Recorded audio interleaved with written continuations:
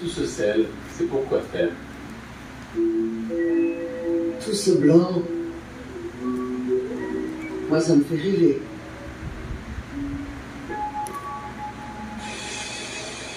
Le sel, ça a été notre matière première depuis la création du site chloré. Dans l'électrolyse, on va séparer les deux molécules qui forment le sel, donc le chlore et le sodium. Et du coup, on va faire après de l'acide chlorhydrique avec. Il n'y a plus de rêverie là.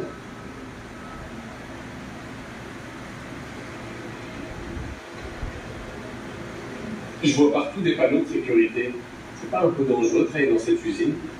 Lui, son rôle, c'est de voir et d'inspecter ces équipements-là pour assurer la sécurité des gens qui travaillent autour et qui produisent des produits.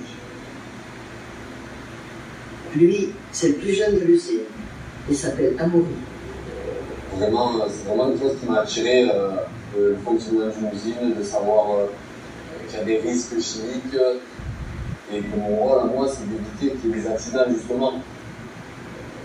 D'avoir un métier utile, c'est passionnant. Dis donc, qu'est-ce que c'est les loisirs que vous avez dans l'usine? Tu fais du foot? Non, je fais du tennis de table. Ça veut dire que tu es pongiste? Oui. Et t'es bon? Ouais, je me débrouille.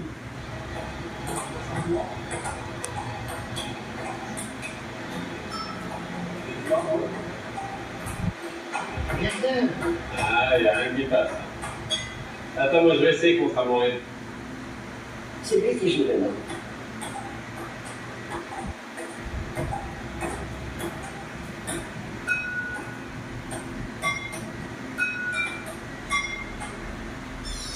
Pour notre projet de collage de la tranchée, on va rassembler des employés de tous les secteurs de l'usine.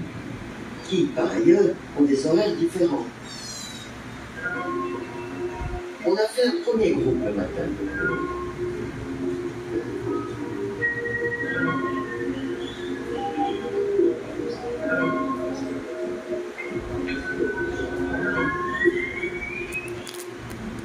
Si c'était une photo de classe, n'importe qui pourrait la faire, donc il faut que vous nous aidiez à la rendre unique. Là-bas, à poil, exactement, c'est des idées comme ça. Mais ils ne veulent pas se déshabiller. Ils ne veulent pas se déshabiller. Le monsieur a proposé, il est en train d'essayer de convaincre ses équipes. Ma proposition, c'est peut-être vos mains près de votre visage, comme ça, c'est si joli, les mains un peu ouvertes. Ah ouais, ça c'est beau. Attention, regardez-moi. 1, 2, 3, super. Ok. Et maintenant, on va faire toutes les mains qui partent vers cette direction là-bas. Attention, les têtes, on fait attention, regarde tous. Super. Après la relève, on a fait un autre groupe l'après-midi. Et surtout, mettez bien vos deux bras et même votre corps. Hein, c'est vraiment l'idée. On va par là-bas. Super. 1, 2, 3 et boum. On va se mettre au boulot là, non? Moi j'aime bien ça. On lève de côté parce que les autres, on pourrait les mettre dans l'autre sens. Ce qui est sympa, c'est ceux-là regardent vers le gardien, les autres regardent le gardien, ils sont là nous aller les uns vers les autres. Non, tout au bout là. Là. Il faut qu'elle touche là, le mur là. Non, mais comme ça. Non, je suis pas. Mais on va voir quand vous commencez à coller, on reviendra. Là, tu peux voir la première bande, regarde, on va la mettre. La première bande.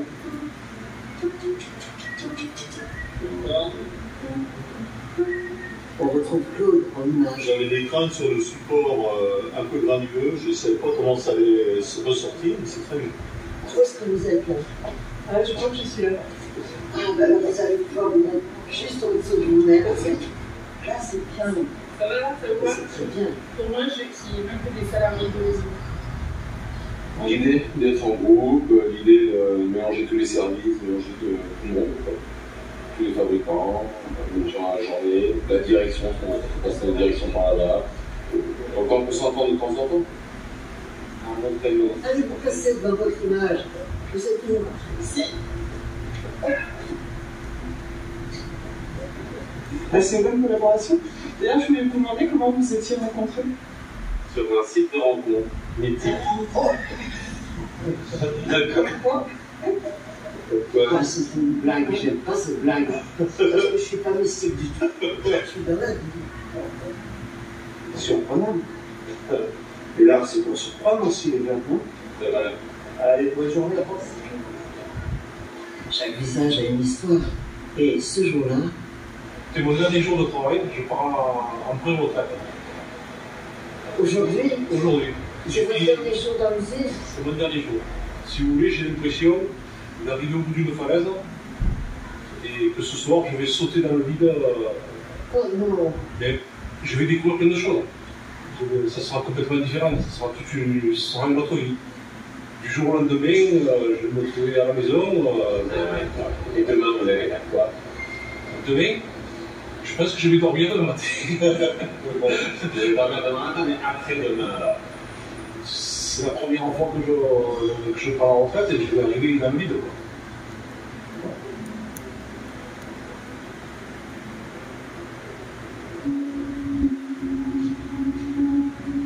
Maintenant, on s'occupe du château d'eau.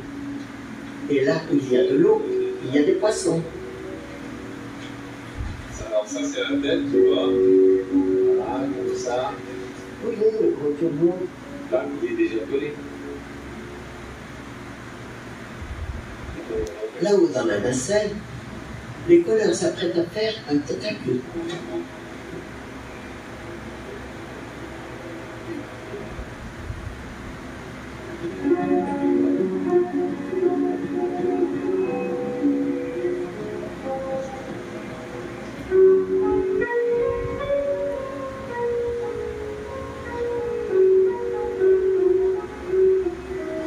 Alors, tu viens? Tu sais bien que j'ai mal aux escaliers. Traîne pas, c'est très beau de là-haut. Regarde pour moi. Bon, j'ai fait ma gym pour la semaine, ça va. Bon. Pas mal. Vu d'ici, t'en dis quoi? Ah, c'est bien. Les poissons sont contents maintenant. Ils mènent avec chapeau. Tu te souviens, on les a pêchés, ces poissons? Je sais pas. Là ou pas? Un peu plus bas, c'est la pareil. Donc on se vers le bas, côté gauche. Je vais les arrêter. Ah ouais. Voilà, là c'est plus très bien. Vas-y. Boum, magnifique. Mais je vois pas, il est pas loin. Là. Non, mais parce que tu as la main dans le viseur. Et oui, j'ai que son ventre. Un peu plus bas, je sais pas ce que j'ai dit. Ah, il a fait les là. Voilà. Donc c'était leur compétition. Un peu plus bas. Voilà. Super. C'est plus net? Voilà. Pour le plaisir. Quel plaisir. Attends, je veux voir les trucs qui attendent. Je vais quand même. Mais non, c'est joli comme ça. Pose-le, je vais le prendre comme ça comme il vient. Moi, je trouve ça. Ah, il glisse. Ça, c'est dégoûtant, c'est formidable. Ah, c'est ça que je voulais là-bas. Non, c'est là la limite.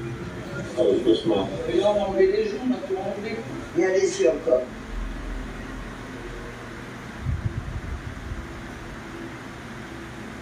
Regardez un petit peu. Tu m'as permis de venir, donc je filme. Voilà, vous regardez complètement vers votre gauche. J'ai toujours travaillé.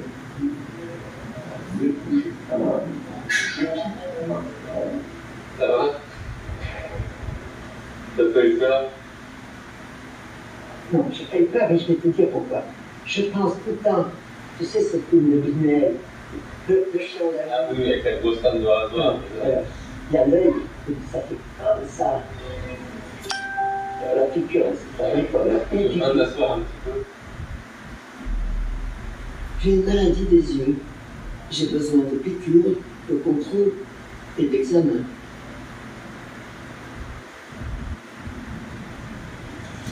Mais ça consiste en quoi ces examens?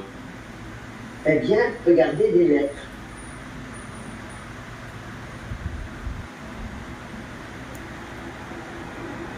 Est-ce que c'est ça, Agnès, alors? C'est bien parce que le bas est plus, mais c'est pas bien parce qu'il faudrait que les lettres bougent un tout petit peu.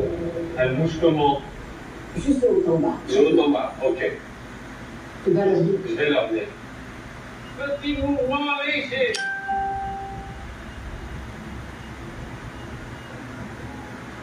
Là, je suis contente, c'est ça que je vois.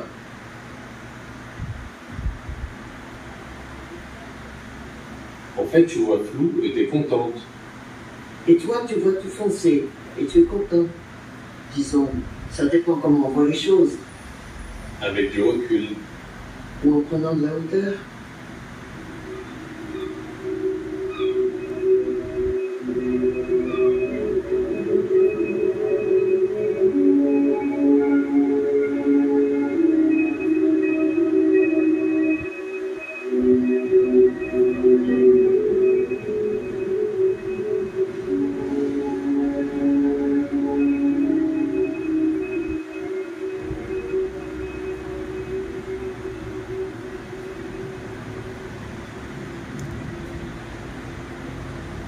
On a fait une pirouette. Et nous voilà à Pirou. Pirou-Plage. Un village à demi construit et abandonné. Devenu fantôme.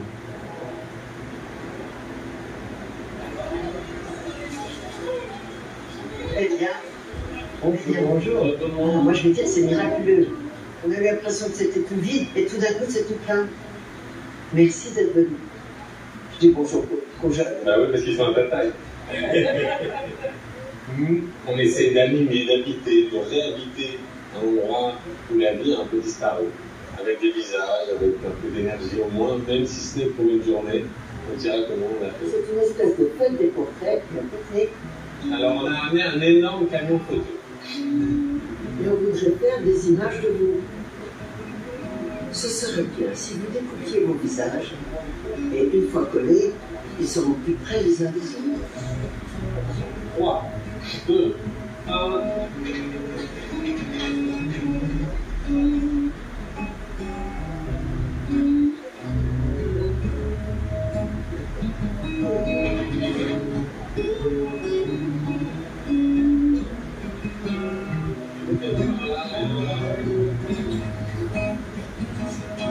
Alors la brosse.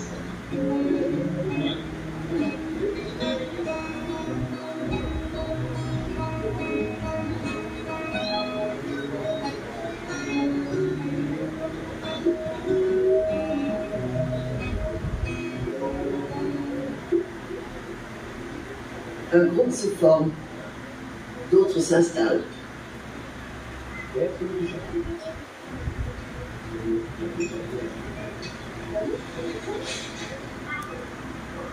Enfin, moi j'ai connu ça depuis tout petit, j'ai vu les maisons désagrégées au fur et à mesure du temps. Ça n'a jamais été fini. Voilà, c'est bizarre. Ils sont venus, des voisins, des curieux, des habitants de Pirou-Plage et des villages alentours, des passants, une rêveuse, un photographe et un facteur. Bonjour. Est-ce que vous avez une lettre pour moi? Ouais.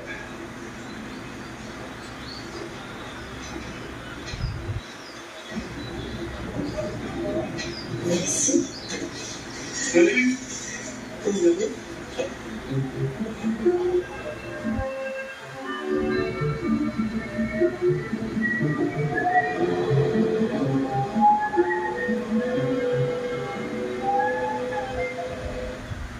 Un facteur, c'est important dans le village. C'est vrai que je suis venu il n'y a pas si longtemps, un peu plus loin dans le chemin. J'ai porté les baguettes chaque jour à Madame Fournier. J'ai eu porté la bouteille de gaz, j'ai eu porté la viande du boucher. Ben, on se connaît depuis longtemps, hein. Je crois qu'il y a 20 ans. Oui, tout à fait. Ça fait un jour, vous m'avez fait une surprise, on m'avait amené ça. Vous étiez donc peintre, mais je ne le savais pas. Et ça peut jamais fait plaisir de l'offrir. Comment? Mais, d'après vous, qu'est-ce que ça représente? Ça peut vous représenter. C'est-à-dire, une toute petite femme et un grand facteur. Voilà.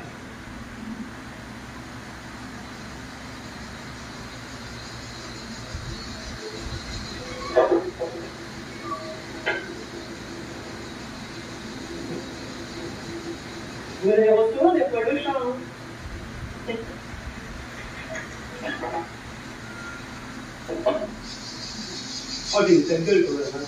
Ah, c'est pas vrai.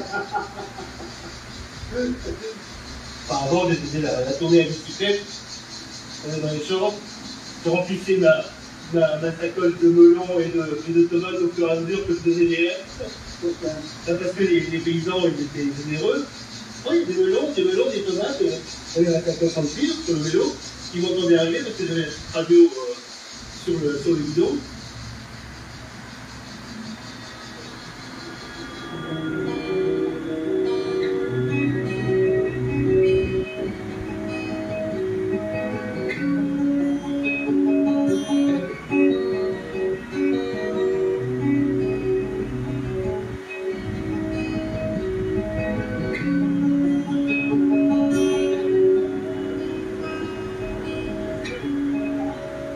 Ici, c'est une galerie de portraits à ciel ouvert.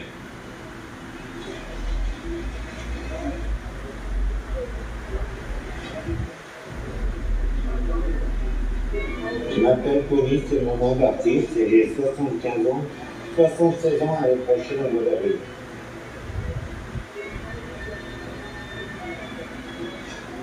J'ai pas beaucoup de retraite, mais bon, j'arrive à me débrouiller.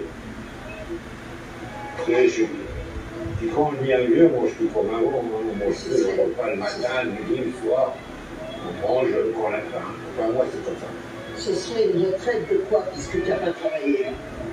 Une retraite, le maximum, on dit le maximum, non, le minimum, je ne sais pas. C'est clair que j'avais travaillé. J'ai bien peur que ce soit le minimum. Voilà.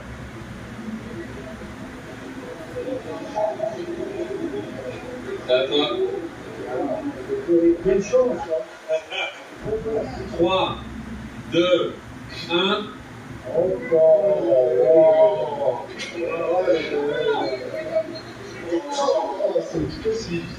C'est trop beau.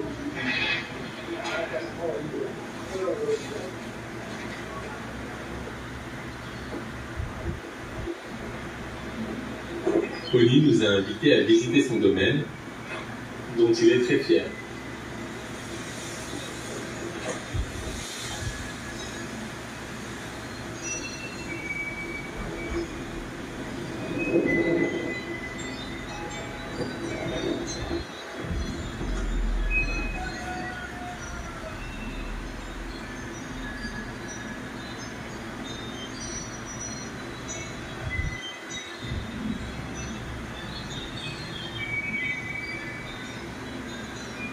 On est bien ici. Voilà, on peut faire notre machin, là, et là, on est tranquille. On est dans la planète.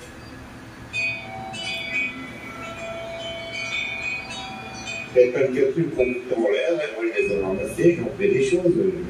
Avec tout, on peut faire tout. Hein. Il suffit d'avoir l'idée. Hein.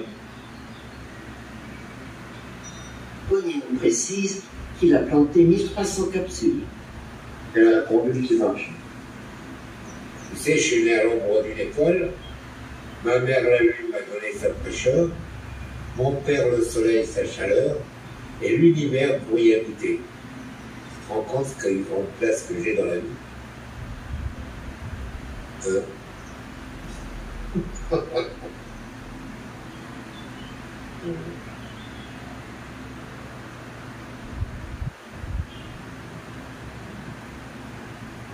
On a rencontré un artiste qui aime les mots. Après chaque rencontre, pour moi, c'est toujours la dernière fois. Bon, la dernière fois, ça fait un moment que je l'entends celle-là. Mais on rebondit comme des chats.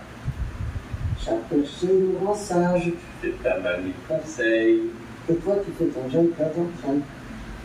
Regarde plutôt les moutons et prends-en de la graine. Je suis bien obligée de constater. Ce sont les jeunes agneaux, en bordure du cercle, qui mènent la danse.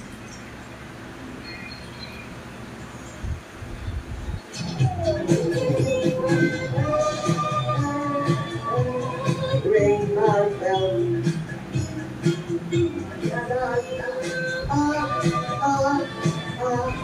Ring my bell.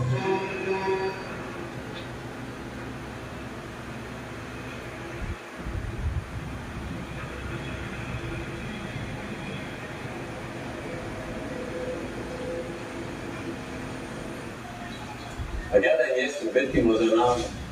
Ce sont des chèvres. Les chèvres sans cornes, ça existe, ça? On va mener l'enquête. Tu viens? Alors, voilà les piquets. Là, il y a 240 chèvres en production. En pleine saison, on tourne autour de 800 fromages par jour. Elles n'ont pas de cornes. Pourquoi? Quand elles sont petites, on leur roule les cornes. On ne faisait pas ça avant. Ça les fait souffrir. Non, ça dure 20 secondes. Et pourquoi faire ça?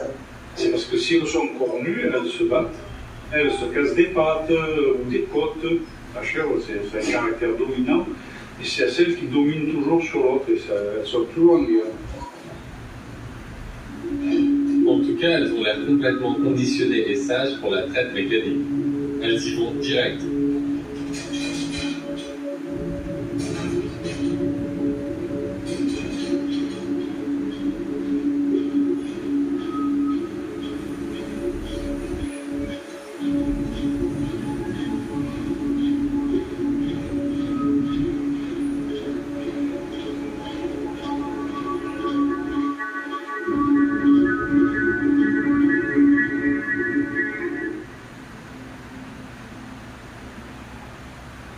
Elles adorent jouer et sauter sur les troncs.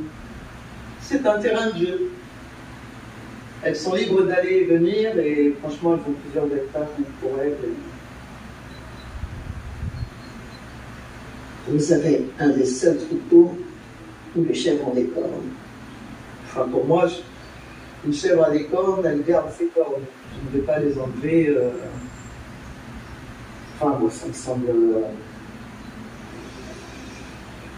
Je ne trouve pas d'explication normale, ou alors on considère que c'est un produit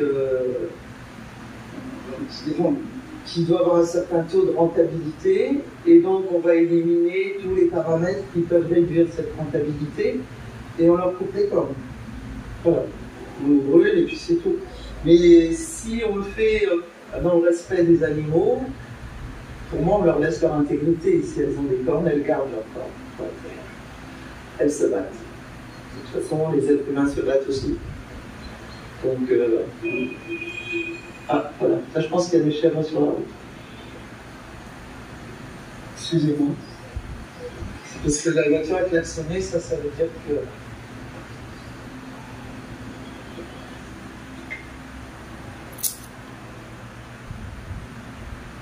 Le lendemain, on y est retourné. J'aime bien cette femme engagée. On avait envie d'en savoir plus sur elle, et aussi sur cette jument. Fanfan, en fait, surveille tout le temps la propriété. Elle surveille les chèvres. S'il se passe quelque chose avec les chèvres, ou qu'un groupe s'en va d'un côté, elle se met à hennir pour prévenir. Elle est extraordinairement douce avec les visiteurs, avec ma fille et avec moi, un peu indifférente. Maintenant, elle commence. Vous êtes combien à travailler là? Là, on est deux. Moi, je m'occupe particulièrement de tout ce qui est la laiterie traditionnelle, sans conservateur.